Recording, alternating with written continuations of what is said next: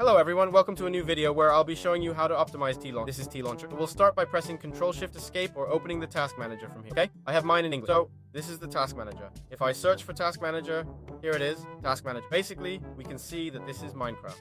This is what's using the most resources. We should click here on memory. First, let's go to the Minecraft section. We'll click on go to detail. Here it'll be highlighted. And what we're going to do is set the priority to real time. From this page, we're going to click on memory. And as we can see, we now have we have a list of things that are using memory on our device. For example, the recording program. Brave is using up my memory. We could close. Okay, I'm not going to remove Brave because I'm currently using it. In disable Steam, as you can see, there are different Steam programs. To disable all of them, we right-click and we select End Process Tree. There are also internal settings within these programs to prevent them from running in the background. We do the same thing with Microsoft Edge. Many of you will probably see that you have viruses when you open this window. You'll notice that there are literally things taking up all your memory. Indeed, you have a virus, and that's why your computer is running so poorly. For Xbox, it's exactly the same process.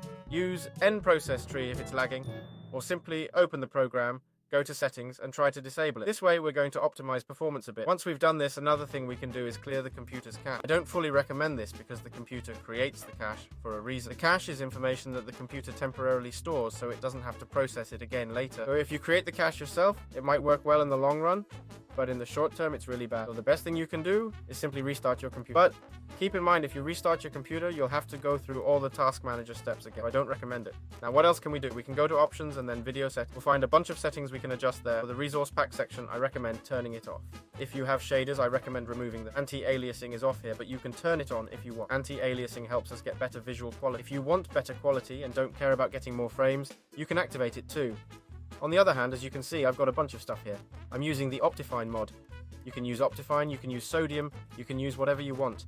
There are tons of optimization mods out there. Find the one that works for you. The classic trick is to reduce the chunks, but what's the catch? When you reduce the chunks, you're also reducing the information you're seeing. So, what do I recommend if you don't want to reduce chunks? Set the max frame rate to Zinc, turn the smooth lighting level up. Brightness doesn't really matter, you can set it to bright. Graphics type needs to be set to fast, smooth lighting has to be off, entity shadows off, dynamic fog, keep it on, because otherwise it'll be unbearable. Animations. All this list here under animations, turn it all off. Click this button and turn them all off, and set the particles to minimal. On the other hand, if we click on other, we'll see quite a bit of information here. We can disable weather, full screen, and play in windowed mode. It's going to give you a ton of optimization as well. A whole lot. It's really quite extreme. And full screen modes, that's it. Nothing more. So these are basically the settings. You just keep deactivated. You can also go into quality settings and disable a few more things from there, like the custom sky and all that stuff.